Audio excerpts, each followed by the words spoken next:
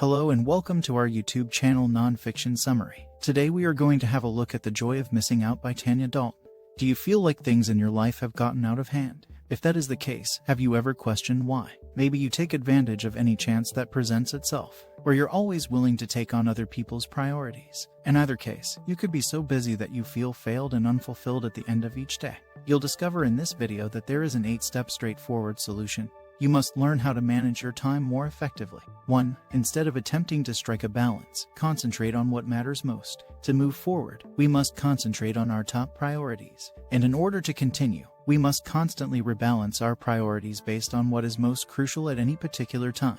Let's examine why it is so difficult for us to focus. Work, personal, and home are the 3 pillars of life. Of course, each of these categories is crucial. However, it is hard to allocate our time, effort, and focus among them equitably. We would be putting a lot of work into attaining very little if we spread these 3 resources thinly throughout all aspects of our lives. But this is frequently what happens. However, we must remove ourselves from these irrational hopes. To accomplish this, it is necessary to first recognize and then reject the expectations. 2. Making decisions will be made easier if you have a clear idea of your life's purpose. Your mission, vision, and core values all work together to form your purpose. Let's examine the definitions of each of these terms. Determine your mission first. You can utilize the ABC brain dump exercise to do this. On a piece of paper, start by writing the alphabet's letters. Consider your motivations for your actions for a few minutes. Write down everything that comes to mind. Working from letter to letter Z, you'll have a list of 26 different items once that is finished. Use any terms or repeating themes that stand out to help steer your goal statement.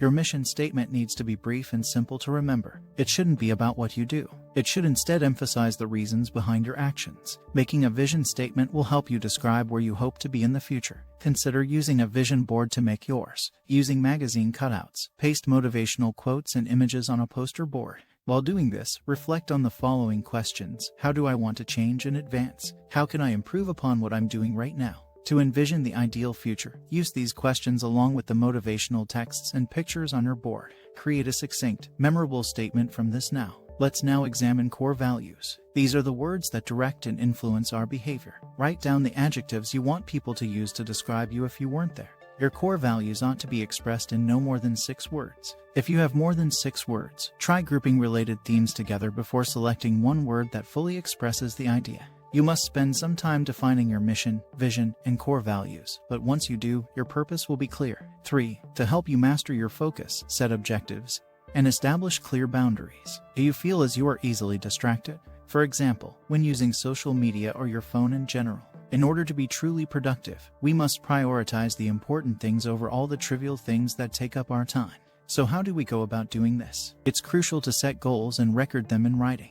To give ourselves time to focus on the various aspects of our lives, including work, personal, and home, we must also establish clear boundaries. Do you have problems allocating your time effectively and therefore setting the right boundaries? Tell us about your experience in the comment section. 4. Focus on what matters most with your time. It's important to recognize your priorities and keep your attention on them if you want to be more productive. The 3 productivity myths need to be dispelled if we want to be truly effective. The first myth is that multitasking is effective. In fact, because we are so unaccustomed to multitasking, it reduces our productivity by 40% when we do it. Therefore, multitasking not only slows us down but also results in lower quality work being produced. The second misconception is that we believe we don't have enough time for a break. In actuality, the reverse is true. Every 90 to 120 minutes, one of our biological cycles requires that we take a 20-minute break. Long periods of continuous work simply exhaust the brain. The third myth is that new technology is always superior. Handwriting signals to our brain to pay attention and retain information better than writing on a PC does. We can be reminded that not all things are equal and should not be treated as such by putting an end to these 3 myths and concentrating on our priorities. It has been demonstrated time and time again that focusing on less results in greater accomplishment. 5. Create a priority list to decide how best to use your limited resources. A priority list is made up of 3 levels. The first is called Escalate, and it contains important and urgent tasks. These could be things like your car breaking down or alterations to a project made in the last minute in response to feedback from your boss. Next, Cultivate includes tasks that are important but not urgent, like developing a budget plan or long-term project. The majority of our energy is expended at this level because it enables us to take initiative and produce our best work. Accommodate is the third level. The majority of the calls or emails we receive that don't support our goals are examples of unimportant but urgent tasks. These are items that shouldn't be high on your list of priorities. As you can see, tasks that are neither important nor urgent have no place on a priority list. Therefore, don't include them at all because doing so is a waste of time. It might be difficult for you to tell important tasks from urgent ones. The clear framework can be useful here. If you indicated yes to 3 or more, the task is significant to you. If not, it is merely urgent. The clear inquiries are: is it related to your goals? Is it necessary? Is it beneficial? 6. Create sound systems by forming the proper routines. Your brain loses energy and its capacity for wise decision-making when you ask it to perform too many tasks. By allowing you to focus on what really matters, developing good habits will help you conserve your brain power. Therefore, how do you create good habits? You must first describe the habit. Identify the cues next. These are the kinds of cues that the brain receives to start a habit. Define the behavior next. Identify any justifications you might later use to avoid forming this habit.